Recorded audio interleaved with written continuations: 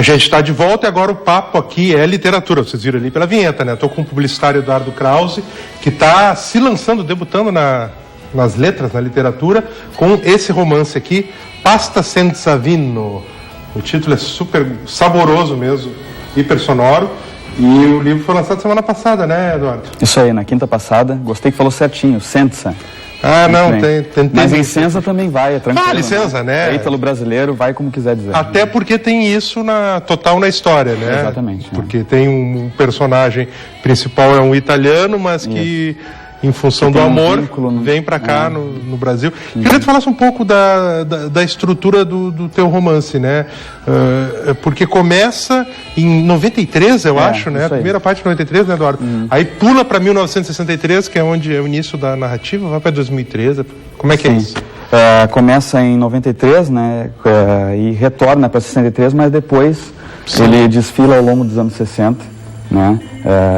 Quase, diria que 90% do livro se passa ao longo dos anos 60, vão se passando os anos. E o teu protagonista é um italiano. Exatamente. É um marpione de restaurante, que se chama de restaurante, que passa os dias a atrair clientes com a sua roupa vermelha. Marpione? Marpione. O que é marpione? É o nome que se dá na Itália ao homem, eles têm muito orgulho disso, é um termo italiano, que é o homem que atrai mulheres, que seduz mulheres, em qualquer lugar, a qualquer hora do dia, né, em qualquer lugar que elas estejam, é um sedutor.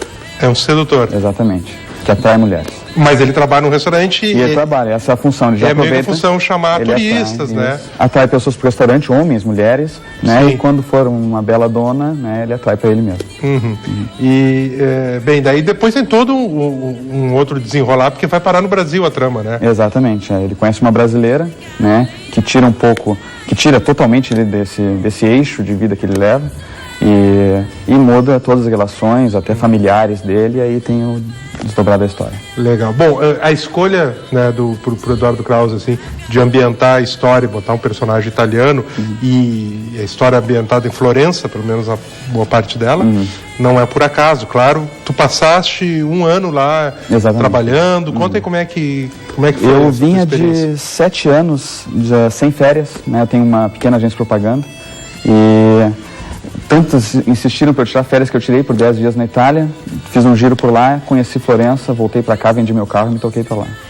Assim, cara? Assim, cheguei e falei para os meus sócios que eu ia para Florença, ia vender meu carro para lá, ou eles me deixavam trabalhar de lá, né, a gente bolava algum esquema, ou eu ia ter que sair da sociedade.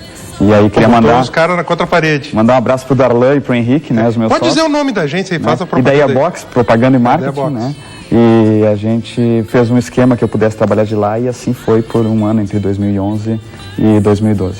Certo. E o que te encantou? A gente, claro, Florença tem todos os motivos óbvios para a gente fazer o que tu fizeste, assim, mas o que especificamente foi decisivo para ti tomar essa, né, atitude super radical na Olha, foi uma coisa muito interessante, porque eu fui para conhecer Roma e gostei de Roma, achei legal tudo, mas eu passei em Florença porque minha mãe, por acaso, estava fazendo um curso de italiano por lá, e depois de descer do trem, andei 2 quadras lá, virei para ela e falei que eu tinha que ficar aqui.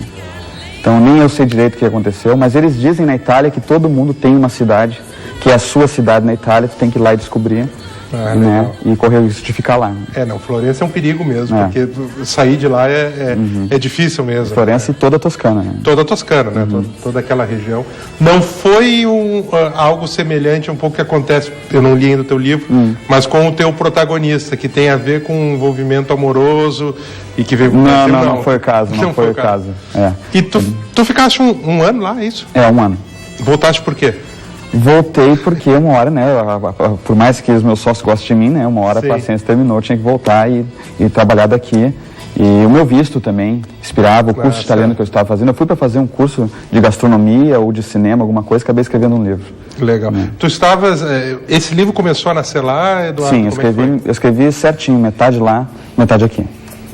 Depois do retorno.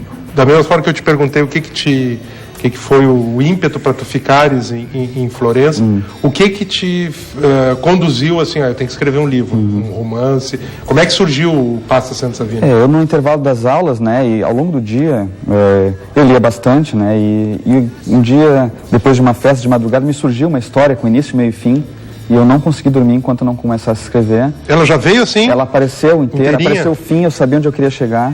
Pô, que sorte, hein? E não consegui não escrever, né? Eu até tentei não escrever, mas não deu. Tive que fazer o livro. E é um filão, né? Os livros que se passam na Toscana, de mulheres que se apaixonam, esse seria o oposto, né? Exatamente, né? É a história do ponto de vista do homem. A gente está dentro da cabeça dele e é o ponto de vista do homem italiano, né? Uma história de amor. Né? Até onde eu pesquisei, isso não aconteceu ainda na literatura convencional desse filão toscano. É verdade, tu vais bem na contramão, assim, porque o clichê comum é as pessoas, como é absolutamente normal, ir lá e desbundarem, né? E na literatura e no cinema em geral são, né, mulheres que vêm de lugares mais frios, né? Como na Inglaterra, os Estados Unidos, etc., que chegam lá na Toscana. Sim, tem muito choque cultural dele no Brasil e tudo. Aí tu faz o contrário. Qual é o nome do protagonista mesmo? É o Antonello Bianchi, ou Tony Bianchi, né?